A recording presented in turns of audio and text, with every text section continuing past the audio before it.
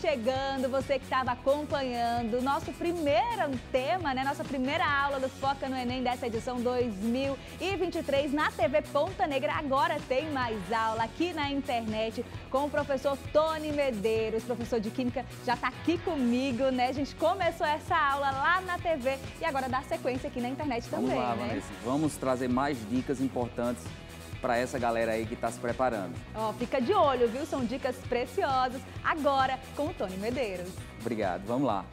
Galera, então, continuamos nossas dicas aí extremamente importantes para vocês que vão fazer essa prova aí. Então, se liga aí, galera. O nosso assunto agora é estequiometria. É aquele tema que quando o aluno escuta, ele diz, minha Nossa Senhora, essa é a do chute. Você não vai chutar não, tá? Você não vai chutar, você vai acertar. Estequiometria é o único tema, galera, que esteve em todas as provas do Enem. Dá para sentir a pressão aí? Não tenha medo não, tenha calma, relaxe que vai dar certo. E o que é a estequiometria? São os cálculos químicos associados a uma reação. Você aplicar esses cálculos químicos associando a uma reação química. Então, vou lhe dar aqui o passo a passo para a resolução de uma questão de estequiometria. Procure identificar quais são as substâncias mencionadas na questão, na reação, para que você possa extrair dessa reação as informações que você tem que usar para montar aquela velha e famosa regrinha de 3. Fazendo a regrinha de 3 na proporção adequada, na proporção correta, ó, se você errar vai ser a matemática, mas você não vai errar porque você é um bom aluno de matemática. Então, vamos aqui, eu trouxe uma questão e vamos ler essa questão e depois eu mostro como você aplica esses conhecimentos na estequiometria. A combustão completa do etino, mais conhecido como acetileno, é representada na equação a seguir. Então, você tem aí uma reação e diz, assinale a alternativa que indica a quantidade de energia na forma de calor que é liberada na combustão de 130 gramas de acetileno, considerando um rendimento dessa reação igual a 80%. Tem dado aí a massa molar do C2H2, que é o gás acetileno, que é 26 gramas por mol. E como é que você vai fazer isso? Galera, ó, a questão está falando, além do cálculo estequiométrico, a questão ainda trouxe o quê? Um rendimento. Pronto, Tony, assombrou mais ainda. Não se assombre não, vai dar certo. Preste atenção. Quando uma questão ela fala de rendimento, uma questão de cálculo estequiométrico, ela traz rendimento, significa que durante o processo existirão perdas. E quando você fizer o seu cálculo estequiométrico, lembra do rendimento, porque houve uma perda. Essa questão está falando de um rendimento de 80%. Então, significa que houve uma perda de 20%. Então, como é que eu vou resolver essa questão? Vamos aqui para a resolução. Então, vamos aqui, galera. Ó, aqui na resolução, ó, veja aqui, pessoal. Aqui na resolução nós temos a reação e esse ΔH aqui, ó, isso é a variação de entalpia. Essa variação de entalpia é a energia liberada. Veja que o ΔH é negativo, então reação exotérmica. Como é que você vai montar isso aí? A questão ela está falando de quem? Do acetileno. E ela quer saber a energia liberada. Então você vai fazer a relação do gás acetileno com a energia. Observe que os coeficientes estequiométricos, eles vão balancear a reação. Esses coeficientes estequiométricos, eles indicam a proporção em mol. Então, significa que se aqui o coeficiente, aqui não tem coeficiente, é 1. Então, significa que 1 mol de acetileno libera, na reação de combustão, libera 1.255 kJ. Só que a questão, ela quer saber na queima, na combustão de 130 gramas de acetileno. Quanto libera? A questão, ela forneceu a massa molar do acetileno. E o que é essa massa molar? A massa de 1 mol da substância. Então, você tem 1 mol de acetileno, que é são 26 gramas, está para 1.255 quilojoules, a energia liberada. Então, se 26 gramas de acetileno libera essa quantidade de energia, 130 gramas de acetileno vai liberar quanto? Então, você faz aí a regrinha de 3 e você tem como resposta 6.275 quilojoules. Mas, meu querido, minha querida, tenha calma, não vá com muita sede ao pote não, porque lembre que a questão falou de um rendimento. Se ela não tivesse mencionado esse rendimento, você já teria a resposta final, que seria a letra B. Mas ela falou que o rendimento dessa reação é de 80%.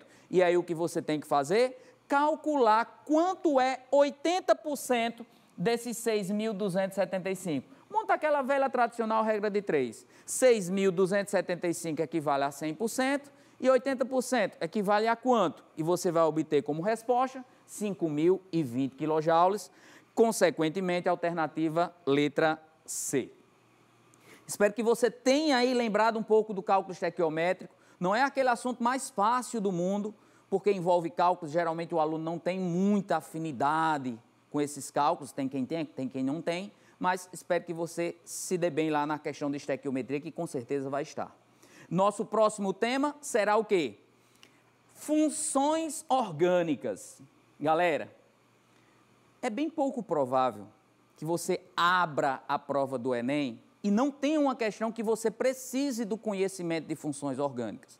Ou seja, provavelmente está lá. E química orgânica geralmente é aquela queridinha do aluno lá que gosta de química. Porque tem quem não gosta, né? Tem quem ature a química, mas não faça isso comigo, não. Eu quero que você goste da química. Então, funções orgânicas, provavelmente você vai encontrar questões que você precise ter o conhecimento do que é um álcool, de como identificar um éter, um éster, um ácido carboxílico. Eita, Tom, quanto nome difícil. Tem um bocado de nome louco na química. Amina, amida. Então, olha só essa questão. Nós temos, o gengibre é uma planta herbácea originária da ilha de Java, da Índia e da China. E é utilizado mundialmente na culinária para o preparo de pratos doces e salgados. Seu caule subterrâneo possui sabor picante que se deve ao gingerol, cuja fórmula estrutural é apresentada a seguir. Tá aquela velha fórmula estrutural aí dos compostos orgânicos, que você não pode esquecer que cada pontinha aqui, representa um átomo de quê? De carbono, então não pode esquecer disso.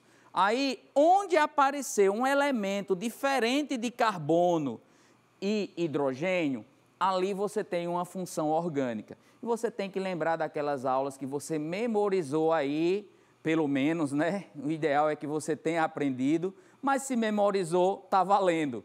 As funções orgânicas. Então, nessa questão, ela quer que você identifique as funções. Vamos para a resolução. Nós temos aqui, hidroxila ligada aqui a um carbono saturado. Então, aqui nós temos a função orgânica álcool. Então, álcool, sempre que temos a hidroxila ligada a um carbono saturado. Então, o que é carbono saturado? É aquele carbono que só apresenta ligações simples. Aqui nós temos também a carbonila, que é esse carbono com uma dupla ligação com oxigênio. A carbonila entre carbonos, isso caracteriza a função cetona. Aí, aqui eu tenho um anel aromático, tá lembrado do anel aromático? Essa estrutura, esse hexágono com 6 carbonos e ligações duplas conjugadas. Olha um termo que o Enem adora. Ele adora trazer isso na questão. Falar de ligação dupla conjugada. Tony, o que é uma ligação dupla conjugada? Alternada, com uma ligação simples. Dupla, simples, dupla, simples. O anel aromático, ele apresenta, dupla, simples, dupla, simples. Então, as ligações são conjugadas. Quando nós temos uma hidroxila ligada ao anel aromático, é fenol. Não confunde com álcool. Hidroxila ligada ao anel aromático, fenol. Mas se ela estiver ligada a carbono saturado, é álcool. E aqui nós temos o oxigênio entre carbonos E nenhum desses carbonos são carbonila. Então, eu tenho a função orgânica éter. Então, nessa questão, na estrutura do gingerol, nós temos as funções éter, fenol, cetona e álcool. Deu para lembrar bem essas funções? Provavelmente você vai se deparar aqui a alternativa correta, letra E. Qual o próximo tema? Será o quê? Meio ambiente. Minha gente, Enem adora. Enem adora trazer questões envolvendo impactos ambientais. Seja em química, seja biologia, até mesmo em geografia você pode ter questões envolvendo impactos ambientais. E aí você não pode esquecer o quê? Descarte do lixo. No descarte do lixo, o que é que nós temos? Duas formas que é muito comum no nosso país. O descarte do lixo em lixões e o descarte do lixo em aterro sanitário.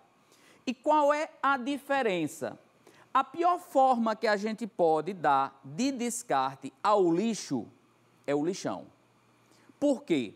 Lá no lixão, o lixo ele vai ficar a céu aberto.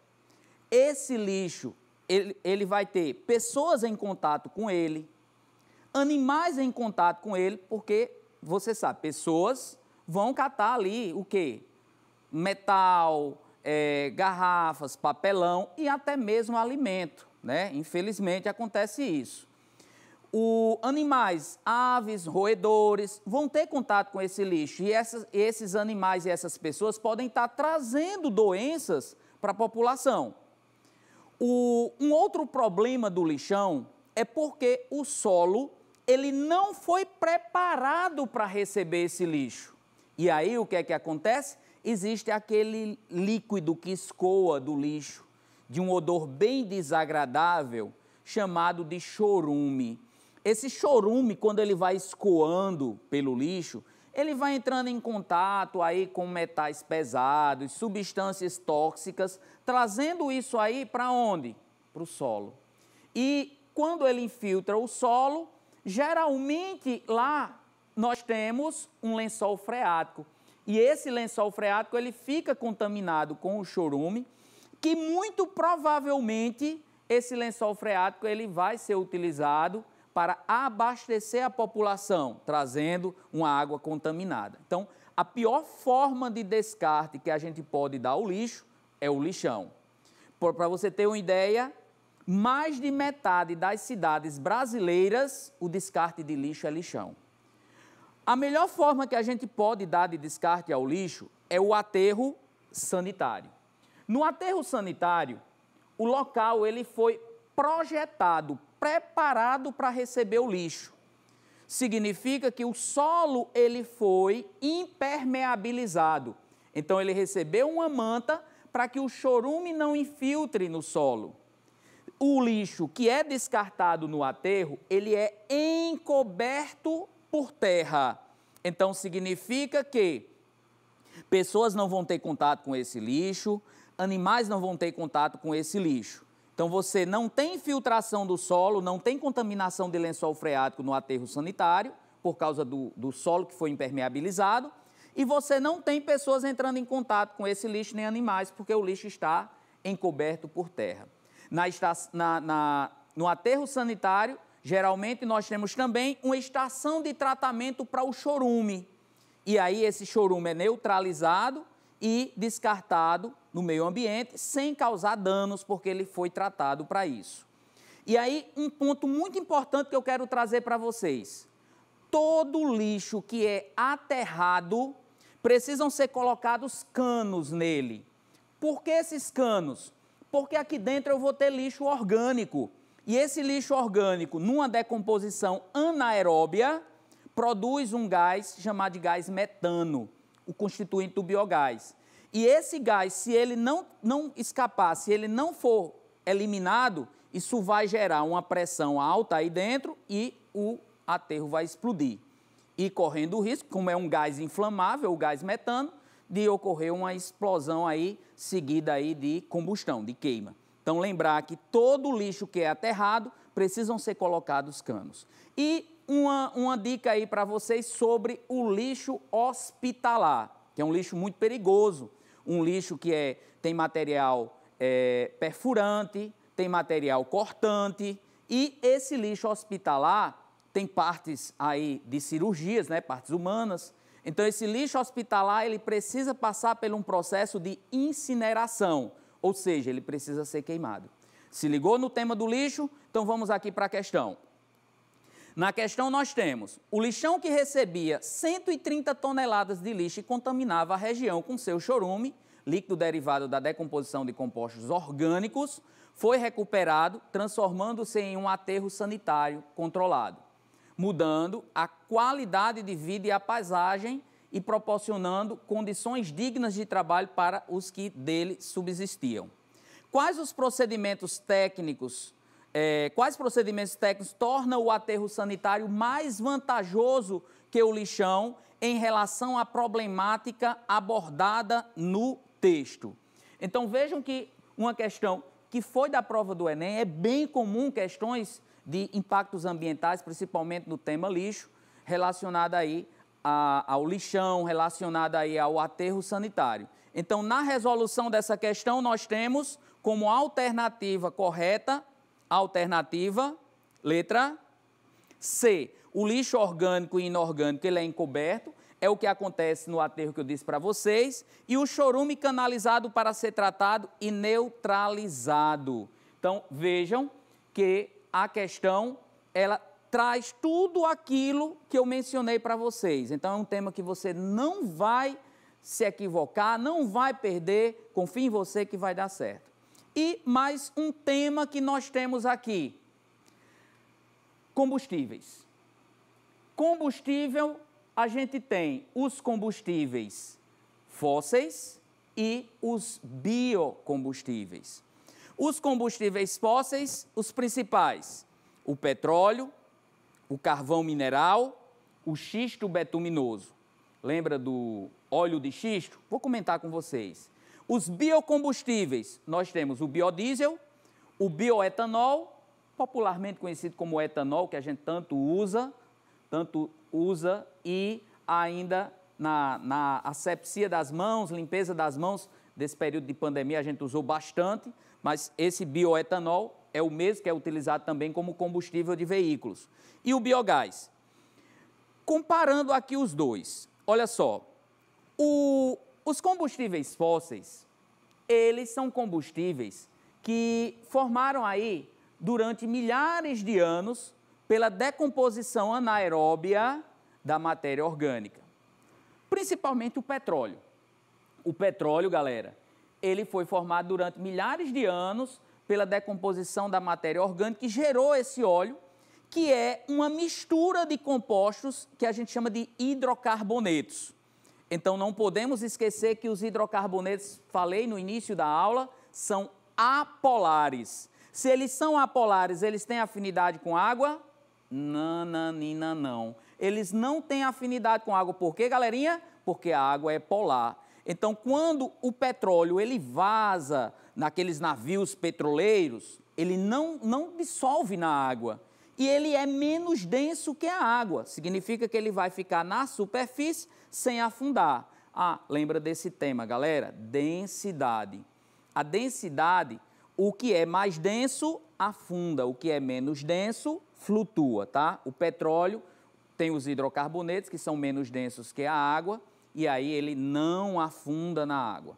O petróleo, galera, ele praticamente não tem aplicação para a gente, utilidade para a gente, se não passar pelo processo de destilação fracionada, que é no processo de destilação fracionada que eu vou separar as frações do petróleo, querosene, óleo diesel, gás de cozinha, que é o GLP, gás natural, o querosene de aviação, que eu já falei para vocês. Então, tudo isso é hidrocarboneto. Eles são separados no processo de destilação fracionada. Esquece disso, não. Então, separa essas frações do petróleo através da temperatura de ebulição deles. E aí, nós temos o carvão mineral, que o carvão mineral ele se formou durante milhares de anos, semelhante ao petróleo. Tem nada a ver com o carvãozinho lá da churrasqueira, tá? O da churrasqueira é o carvão vegetal. Esse se formou pela decomposição anaeróbia da madeira, que fossilizou e virou uma pedra recheada, vamos dizer assim, né? Recheada, cheia de carbono, que é uma fonte de energia. O xisto, ele é uma rocha sedimentar que ele contém betume. Betume é a matéria orgânica que se decompôs durante milhares de anos, semelhante ao petróleo. E esse betume, ele está preso nessa rocha. É fonte também de energia, de hidrocarbonetos. Já quando eu falo dos biocombustíveis, eu trago aqui o biodiesel, o bioetanol, o biogás. O biodiesel, galera, o biodiesel é um combustível substituto ao diesel do petróleo. E o biodiesel, ele é produzido a partir do óleo vegetal. O óleo vegetal, em reação com álcool, numa reação chamada de transesterificação, dá origem a um éster, que é o biodiesel. Esses biocombustíveis, eles são fontes renováveis de energia. Os combustíveis fósseis, eles são fontes não renováveis de energia. O que é uma fonte não renovável de energia? É aquela fonte de energia que eu consumo ela numa velocidade muito maior do que ela é produzida. Já o biocombustível, ele é produzido a partir dos vegetais. Então, são fontes renováveis, porque se eu quero produzir mais biocombustível, eu planto. O biodiesel, como eu disse, do óleo vegetal. O etanol, aqui no nosso país, o etanol, ele é proveniente da cana-de-açúcar, é produzido a partir da cana-de-açúcar, o açúcar presente na cana. Minha gente, olha, por favor, não vai confundir etanol ser do petróleo. Não. Etanol é um biocombustível produzido aí a partir da cana-de-açúcar aqui no Brasil. Então, não confunda, etanol, por vender lá no posto de combustíveis, ele não vem do petróleo, tá? E o biogás é um gás que ele é produzido na decomposição anaeróbia da biomassa. Geralmente se usa o quê? Esterco. Aquele esterco, cocô animal, ele pode ser utilizado para gerar esse gás chamado de biogás. E quem é o principal constituinte do biogás? O gás metano. E esse gás produzido, ele pode ser utilizado no fogão, ele pode ser utilizado para gerar energia elétrica num gerador. Então, são combustíveis que são fontes renováveis de energia, e muito menos poluentes do que os combustíveis fósseis. Porque se liga na poluição, impacto ambiental. Os combustíveis fósseis, eles geram CO2 que contribui para o aquecimento global. Sem falar que esses combustíveis fósseis, como o óleo diesel, como a gasolina, eles contêm enxofre como impureza. E lembrem do enxofre, ele, jogado na atmosfera, ele dá origem à chuva ácida. Quando chove, a água da chuva em contato com esses óxidos de enxofre aumenta a acidez, famosa chuva ácida. Já que eu falei de impacto ambiental, se uma questão trouxer para você CFC, lembra da camada de ozônio. O cloro do CFC, ele destrói, ele quebra a molécula do ozônio, fazendo buracos nessa camada, que essa é uma camada que nos protege da radiação ultravioleta. Ponto positivo dos combustíveis, biocombustíveis, eles não têm enxofre. Então, esses biocombustíveis, eles não geram chuva ácida. O impacto causado pelo biocombustível é muito menor. Porque, entenda, são combustíveis orgânicos. Quando eles são queimados, eles vão gerar gás carbônico. O gás carbônico contribui para o aquecimento global. Porém, se você quer produzir mais biocombustível, você tem que o quê? Plantar. E o biocombustível ele vem do vegetal. Então, olha só, a plantinha gera matéria-prima para o biocombustível. Esse biocombustível, quando queimado, ele gera gás carbônico, que esse gás carbônico ele volta a ser absorvido no processo de fotossíntese. Por quê? Porque você tem que plantar para gerar mais biocombustível. Então vejam que o CO2 proveniente da queima dos combustíveis fósseis, ele não retorna para gerar mais combustível, mas o CO2 gerado pelo biocombustível, boa parte dele retorna para que a planta realize fotossíntese para gerar mais matéria-prima para o desenvolvimento, para a produção aí do biocombustível, que pode ser o biodiesel, produzido numa reação de óleo com álcool, o etanol, que aqui no Brasil da cana-de-açúcar, nos Estados Unidos é do milho, na Europa é da beterraba, e o biogás, lembrar, falou em biodigestão, decomposição anaeróbia da biomassa, geralmente esterco, biogás. Principal constituinte do biogás, metano. Vamos para a questão relacionada ao tema. O potencial mundial para transformar resíduos em energia ainda é subutilizado e pequena parte dos rejeitos é direcionada para gerar energia. Contudo, bons exemplos são os tratamentos de dejetos suínos, um problema bastante preocupante nas regiões produtoras. Se bem tratado tecnicamente, com os processos químicos adequados, esse resíduo da suinocultura pode gerar energia elétrica, energia térmica e combustível para transporte com impactos positivos para o meio ambiente, reduzindo as emissões de gases de efeito estufa e diminuindo a poluição. Essa fonte de energia produzida com resíduos orgânicos tratados se liga que a questão ela está falando aí dos dejetos gerados pelos suínos, os porquinhos. Então, esses dejetos, o cocô, como eu falei para vocês, ele vai ser utilizado na decomposição anaeróbia, em biodigestores, lembra, decomposição anaeróbia é sem a presença do oxigênio, nos biodigestores para produzir o quê? O biogás. E quem é o principal constituinte do biogás? O gás que a gente classifica como gás metano. Então, na resolução dessa questão, nós temos aí como alternativa correta a letra A. Gás metano ou biogás, obtido pela atividade de bactérias anaeróbias na decomposição da matéria orgânica. Galera, eu trouxe temas aí para vocês que são temas bem relevantes, temas que provavelmente vocês vão se deparar nessa prova do Enem. Digo a vocês que façam a prova com calma, que olhe cada questão, se você tem um pouco de conhecimento daquele tema. Questões que você olha para a questão e você não lembra do tema, passa, vai para outra questão, porque muitas vezes naquele começo de prova você está um pouco tenso, está nervoso, nervosa aí, e olhando aquelas questões que você tem mais conhecimento, você vai diminuindo aquele nervosismo e você vai conseguindo lembrar daqueles temas de questões que você pulou. Então, faz a prova com calma, faz com carinho, tenta lembrar dessas dicas que nós tivemos hoje, que pode ter certeza que tudo vai dar certo e a sua vaga lá no Enem, quando sair o resultado lá no SISU, vai dar certo. Estou torcendo por vocês, viu, galera?